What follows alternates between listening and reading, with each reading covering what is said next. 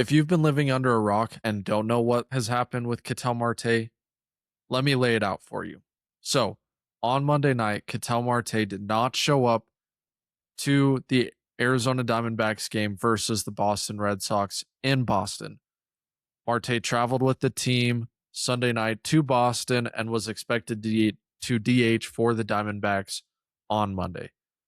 Marte was MIA. No one knew where he was. Coaches, media, players. Derek Hall was there with the team in Boston as the acting head management for the Diamondbacks during the trip. No one knew where Marte was.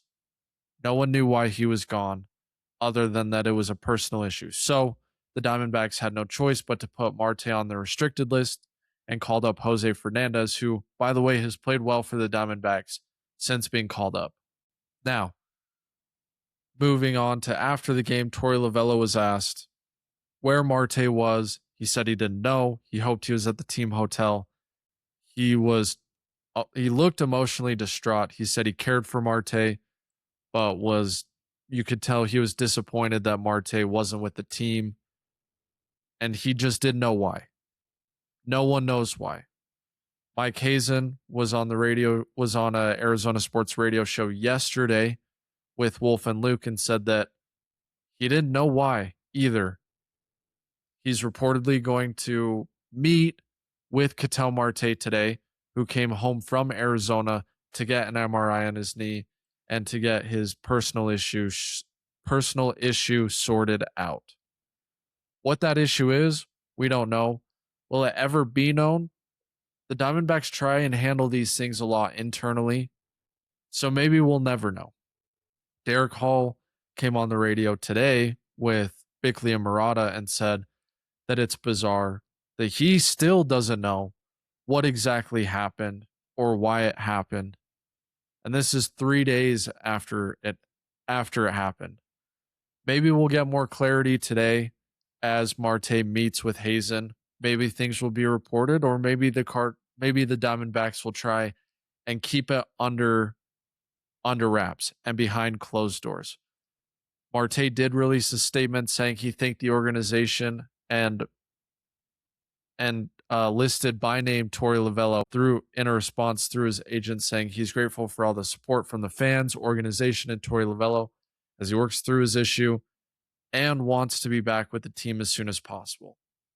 We're going to find out exactly in the coming days what happened with Ketel Marte, why he did the things that he did, and if he's going to even be a Diamondback for the rest of the season, or honestly, if he doesn't play for the rest of the season, does he ever play a game in a Diamondbacks uniform again? Now, this story has layers to it. This isn't just a one-time thing where Marte is disappointed the fans, his teammates, his coaches, and the entire organization as a whole. In 2024, when the Diamondbacks fell out of the wild card by one game, Marte sat out multiple games in the month of September, and it was reported that his teammates were frustrated that with the Diamondbacks in the playoff chase, that Marte would still sit out games in the last week, in the last month of the season. So there have been frustrations there. There were major frustrations last year when Marte decided to not show up for the first game out of the All-Star break in St. Louis. Now, Torey Lovullo did say that he did have a little heads up from Marte in that instance and didn't have any heads up with what happened on Monday, with what occurred on Monday. Torey Lovullo is the Diamondbacks manager, and he's gone to bat for Marte and covered for Marte. And Marte has said when he was extended and in other instances that he's grateful for a manager like Marte, a player's manager, a manager who lets Marte take days off when he needs to, a manager that will take bullets for Marte. And you can tell that Torey Lovullo has been deeply affected by the events that transpired on Monday and since then. Now back to what happened with the Cardinals. In this instance, Marte was reportedly not going to show up and wasn't even answering phone calls from the Diamondbacks until they threatened to suspend him. Eventually, Marte answered his phone and came back and rejoined the team. And then it coincidentally happened in the same time frame where Marte's house was broken into. So the Diamondbacks did give Marte a couple of days to sort that out as well, being on their restricted list. But once it was reported that Marte was not present for the Cardinals series because he was just going to no show and not because his house got broken into, the Diamondbacks went on to lose 8 of their next 9 games after the Cardinals series. And you could blame that. You could just blame the team not being good enough. But the facts remain is Marte's actions, there was a cloud over the team until the trade deadline where they ultimately were forced to sell at the deadline. After Marte's actions on Monday, the Diamondbacks lost 2 games in a row. Monday's effort was uninspiring. Tuesday, after Gabriel Moreno's home run, grand slam in the 4th inning, there was very little life left in the Diamondbacks roster. But on Wednesday, they did come back and beat the Boston Red Sox despite Brandon Pfaadt giving up 3 home runs. So maybe the Diamondbacks have turned it around and have figured it out, or we're going to find out very quickly against the Reds if this cloud of drama, distraction is still hanging over the organization, or if things are figured out, maybe Marte will be back in the lineup on Friday. Maybe the Diamondbacks decide to suspend him to hold him accountable. Maybe Marte's out for weeks or months, or he never plays another game with the Diamondbacks again. And here's the thing. This is a reflection on not just Marte, but it's a reflection on this Diamondbacks organization. When the details come out about what happened, this is going to reflect directly on Mike Hazen and Torey Lovullo and how the Diamondbacks are running this organization. This situation could cost Torey Lovullo his job because right now he doesn't have a contract with the Arizona Diamondbacks after the end of the season. He hasn't signed an extension. Maybe the Diamondbacks will bring him back. Maybe they won't. You can make arguments for and against Torey Lovullo. You can look at Torey Lovullo over the last 10 years and say he's only made the playoffs twice. Then you can also say the roster wasn't there for half of his time. But then you look over the last 3 to 4 seasons, you could easily make the argument that the Diamondbacks underperformed compared to what they should have done over the last 4 years. Obviously, they did make a World Series run, but in 2024 and 2025, Diamondbacks had a talented roster that easily could have made the playoffs, but didn't both years.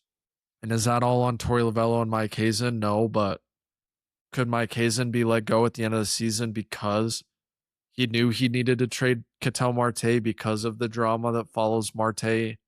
And maybe Marte's a diva, or maybe he's a guy who made some really critical mistakes. Maybe Marte, I mean, I can try and make excuses for Marte's unprofessionalism because that's basically what it is. Regardless of the personal issue that Marte has right now, it's the unprofessionalism with how he's handled it that is making this a story. Same with what happened in 2025 and same with what happened in 2024. It's the unprofessionalism that has brought scrutiny to this situation and has made this such a distraction for the Diamondbacks. You know, maybe if Marte had just been transparent from the beginning, if Marte had been transparent from the beginning, would the Diamondbacks be in this same hole that they're in right now? I don't know. But if he lets the Diamondbacks know on Monday in the morning that he's dealing with a personal issue and needs to go back to the Diamondbacks, yes, there would be frustrations. Yes, there would be people saying that Marte is being a diva or a superstar. There might be that, but there definitely wouldn't be this storm and this cloud hanging over the organization like there is now because he just went MIA. I mean, there was a 24 to 48 hours where It didn't seem like anyone on the team knew where he was or what was going on. At least right now, the organization knows where he is. They don't know what's going on still. Derek Hall was on the radio 4 hours ago and said, "Yeah, I have no idea what's going on." 4 hours ago. And Marte went MIA on Monday. So not only has this thing caught obviously all of Diamondbacks fans by storm, but also baseball fans in general by storm. There's just so much to this Marte story, and I hope for the sake of the Diamondbacks players and fans that this doesn't ultimately ruin what could have been a really fun August and September and hopefully October, where the Diamondbacks are in the playoffs, making a playoff push. Right now, the Diamondbacks are one game back of the Padres, who are in the final wild card spot, and they're 3 games back of the Phillies, who are in the second wild card spot. Right now they're 7 games back of the Cubs for the top wild card spot. I don't believe that anyone's going to catch the Cubs, but those are the numbers for you. This weekend, the Diamondbacks play the Reds at home. It's Eduardo Rodriguez, it's Michael Soroka, and it's Mitch Bratt, who are supposed to be the expected starters. You think that the Diamondbacks have a pretty good chance of taking 2 out of 3 in this series with Rodriguez and Soroka as the projected starters. We'll see what happens with Mitch Bratt on Sunday. But yeah, this Ketel Marte cloud that's hanging over the organization, it needs to be solved as fast as possible. Whatever the resolution is, and there will definitely be debate, and I'm sure we'll be debating on Monday. If Marte plays in this Red series, we'll say, man, should he have been playing? Like, did the Diamondbacks punish him at all? That's definitely a narrative that could come out. But at the same time, the Diamondbacks need Marte in the lineup. He leads the team in home runs, and they need him to get hot before the playoffs, because right now he has not had the offensive season that the Diamondbacks needed him to have so far. He could turn that all around in 6 weeks and hit 10 more home runs before the end of the season, and hit for a 900 OPS and have one of his hottest stretch of the season. That is definitely something that Marte could do to end the season. Or we could see more of the same, where he struggles against everyone not named the Rockies and Giants, where right now he has a 208 batting average against all teams not Rockies or San Francisco Giants. So this story isn't going away anytime soon, unfortunately. And maybe I'll be recording another video tonight after Mike Hazen meets with Marte and we finally get to figure out what happened. Oh, and by the way, the Arizona Diamondbacks didn't even make it home yesterday because of the storms in Phoenix. They had to spend the night in Las Vegas. So what must have felt like the longest 3 to 4 days in the world for that team, with the Marte drama, losing 2 games in Boston, losing the final game of the series against Atlanta, ultimately overcoming all of that and winning the final game of the series Wednesday afternoon in Boston. I'm sure all these guys wanted nothing more than just to get home and to have a nice off day, but now maybe they've made it home by now. But they did spend the night in Las Vegas last night. And so this team is absolutely going through the doldrums, and I would say the hardest part of the season right now, not necessarily because of who they're playing against, but more so because of what's happening off the field. Although Atlanta and Boston are 2 of the top 7 to 8 teams in baseball right now, of course. And going into the road trip, we probably would have been happy with a 3-3 split. But with everything that's transpired with Marte, with the organization, it's hard to know how this Diamondbacks team, it's hard to project how this Diamondbacks team is going to play for the rest of the season, because we don't know what's going on with Marte. He got an MRI yesterday, supposedly, or maybe the MRI happens today. what's going to come from that? Is Marte even healthy enough to play for the rest of the season? The Diamondbacks definitely don't think that there's a knee issue because they were going to have him DH. They thought he was at least healthy enough to DH.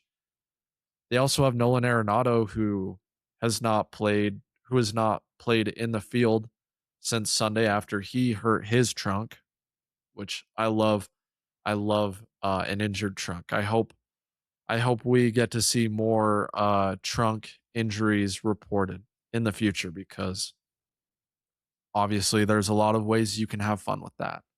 But this Diamondbacks team has been through it with injuries and young guys coming up and playing well and not playing well. And now a lot of the guys who have been on the injury list, the reinforcements are supposedly coming back, but we'll find out. We'll find out very soon if all these reinforcements coming back is actually going to help this team or hurt this team. Because if Zach Gallen comes back, if he continues to pitch the same way he did through the first half of the season, that's not really reinforcements. Obviously, we saw Justin Martinez come back and Jordan Lawler come back so far. Gurriel looks like he's on his way back. Corbin Burns looks like he's on his way back. Tommy Troy at some point I think will be on his way back. Will he even play on the major league roster for the rest of the season, or is he just going to, be one of the 40-man guys who doesn't get any playing time for the rest of the season? It's going to be a roller coaster ride for the Diamondbacks, definitely for the next week and probably for the rest of the season with the roster constraints that they'll have up until the day rosters are fully opened up in September. It's going to be a roller coaster ride with guys coming back from injury. How do the Diamondbacks get their pitching rotation and bullpen figured out? Because we've seen some guys pitch really well this season. Some guys are on the IL right now, like Dre Jameson and Ryan Thompson. Are those guys going to come back? Do we see potentially Zach Gallen get moved to the bullpen, or does Merrill Kelly lose his starting spot? Obviously, Mitch Bratt has not pitched well enough to probably keep the starting spot, and his performance Monday night against the Red Sox was concerning because of how low his average velo was. Hopefully there's nothing more going on there than just an off night in Boston, but we'll have to see there. There is so much with this Diamondbacks team and with this Ketel Marte story that we have to figure out at some point. And hopefully it's soon, because the longer this drags out, the more of a distraction it becomes to the team and the more it's talked about. And Hazen talked about yesterday on Wolf and Luke about how any energy and focus that isn't put towards baseball, he feels is a detriment to the team. So with this cloud hanging over the team, it's going to affect their performance, in Hazen's opinion. So the faster that they can get this out of the way and we can just focus on what's happening on the field, the better. For fans, maybe not for media. I mean, obviously, this has been a great story for clicks. If you're Arizona Sports or his front page at ESPN, I mean, this story just has so many levels to it, and it resonates with people in such a way because it's something that we've never seen before. Usually, if a guy like you, this just doesn't happen. It just doesn't happen. Guys just don't show up to work and don't tell anyone. It's one thing to, need to miss a game for personal or injury related reasons. That's obviously fine. Like we've seen that happen time and time again in baseball, but it's the level of unprofessionalism that has us so riveted and has me checking Twitter basically every hour, that I'm awake. It's just, we just keep hearing more. And every time a Diamondbacks person from the organization, whether it's Torey, pre or post game, Mike Hazen and Derek Hall in their weekly interviews on Arizona Sports or in other entities, Corbin Carroll admitted that it was a distraction for the team on Monday night. He said that on Burns and Gambo. So this team is going to have to rally together, and hopefully they have enough leadership to get through it. Obviously, it sounds like, according to Mike Hazen, Eduardo Rodriguez and Nolan Arenado have been, and Geraldo Perdomo have been guys that have been leading the clubhouse, and Corbin Carroll has been a leader during this time as well. Corbin Carroll is the face of the franchise, so you want your face of the franchise to be the guy that gets everyone moving in the right direction. Perdomo is obviously the emotional and probably vocal leader of this team. And so he's definitely a guy to watch as well. I mean, those two guys I think are the most important Diamondbacks in the organization right now, and obviously leadership wise on the field, off the field. Those are the two most important guys going forward. Would it be nice to have a guy like Christian Walker in the clubhouse as well right now? Obviously he had the walk-off home run against the Mariners in the last week. Reminded time and time again how much we would have loved to have had him on the roster right now. Especially, felt like when he was on the team that, you know, obviously there was still stuff happen, but it felt like his professionalism and his leadership on the team was everyone followed in line of Christian Walker. And since he left, I mean, maybe I'm being over dramatic by saying that when Christian Walker left, and obviously the Diamondbacks lost a really great first baseman, but when Christian Walker left, they also lost a lot of leadership, walked through that door.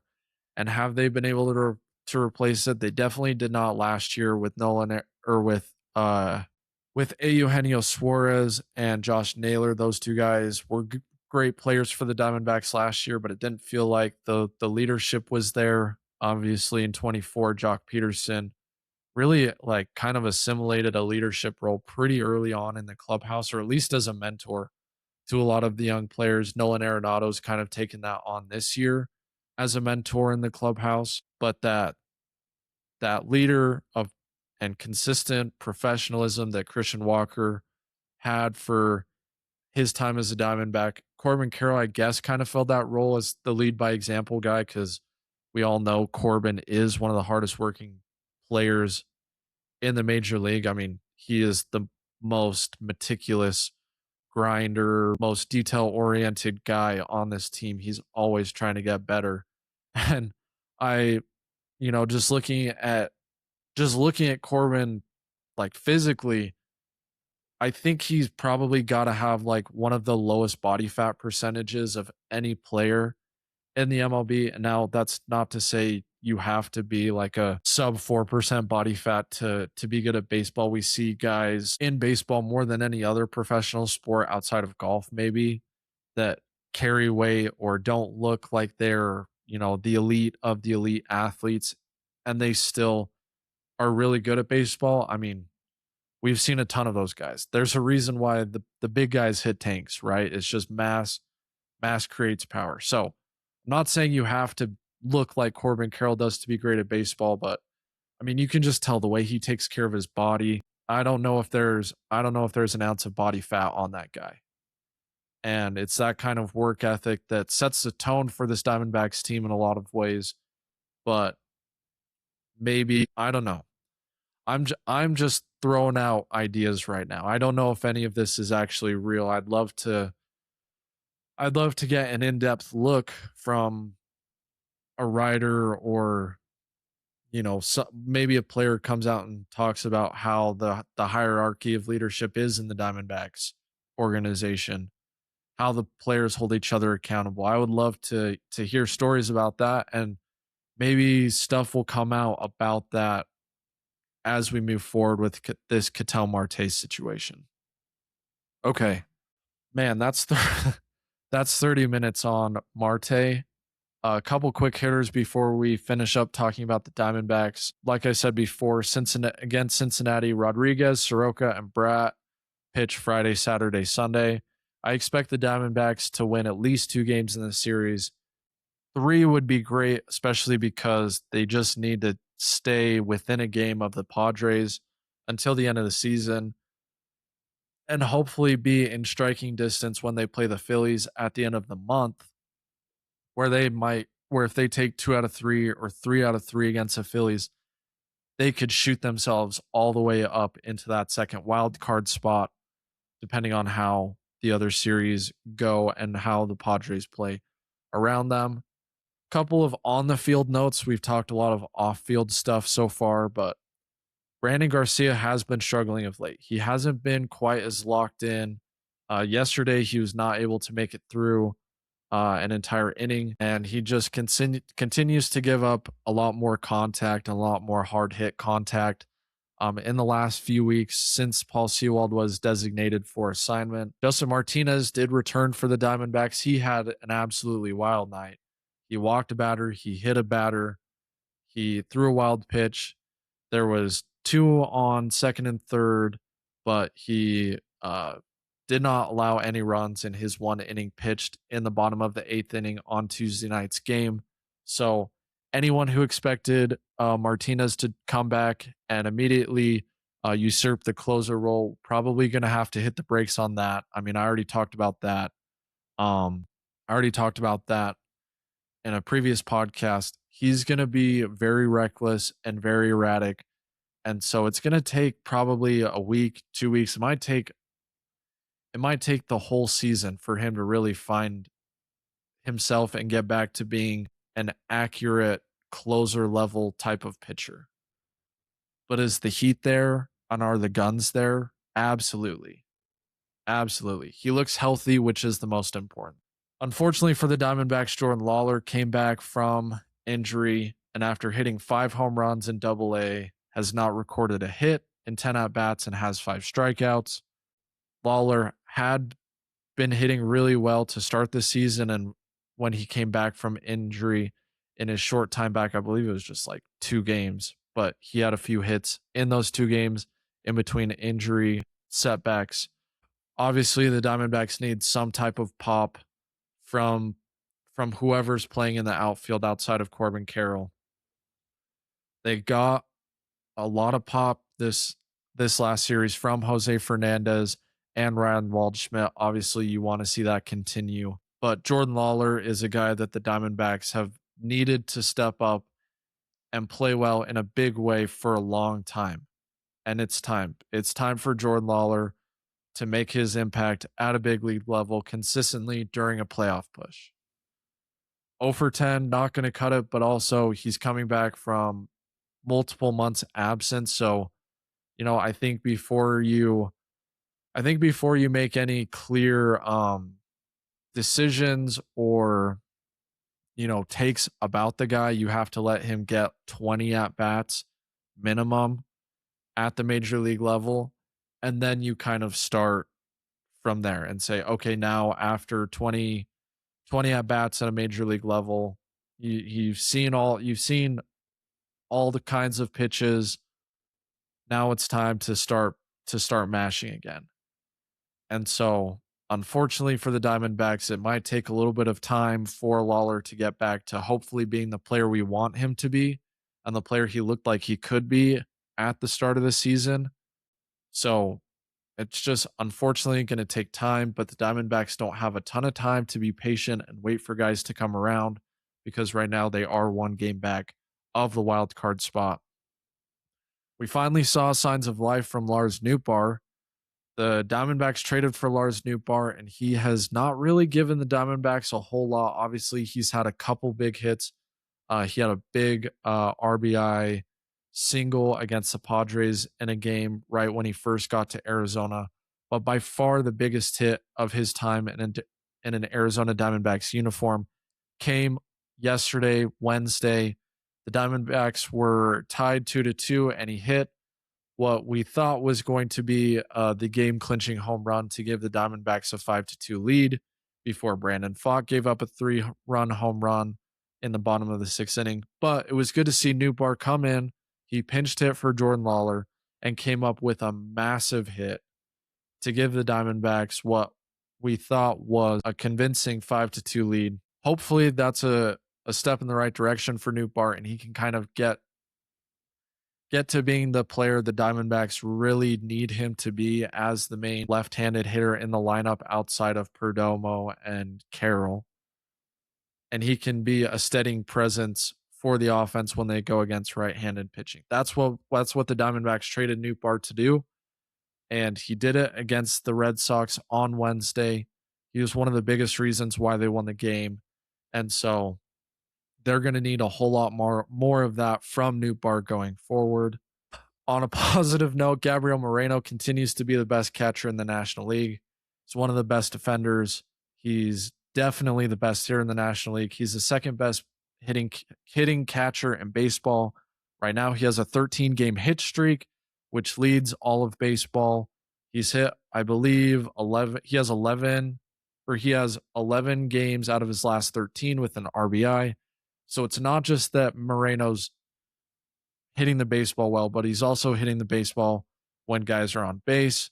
Diamondbacks, unfortunately, as we saw in the Red Sox series and the Braves series, still really struggling to hit with runners in scoring position. At some point, that has to change. Maybe the Diamondbacks offense gets super hot to end of the season and they can get back to being a more average team with runners in scoring position. But we'll take what we can get. The biggest thing, in my opinion, is that we're just not getting enough of slug. And so we're dinking and dunking our way on base. But even if we do, like, it feels so bizarre this season. The Diamondbacks will have a guy on second and they'll hit a single, and somehow the runner will not advance all the way home on a single. Obviously, there are certain situations where it's a hard hit ball. It goes directly to the outfielder on a one hop, and the outfielder can make an easy throw home. But there are many times this season where it just feels like the Diamondbacks are not able to score runs on because they're just not hitting the ball well enough to get guys home from second base. They need more slug, whether that's home runs or just guys who hit extra base hits at a premium. Whatever they do, they just need more slug. And with Marte out, obviously they're losing one of their best sluggers on the lineup. Gabriel Moreno has actually increased his slugging since the All-Star break. He has multiple home runs. Arenado's gotten hot since the All-Star break as well. He has 6 home runs so far in the month of August, and maybe would have more if he didn't get injured on Monday. We'll see how he finishes up the month.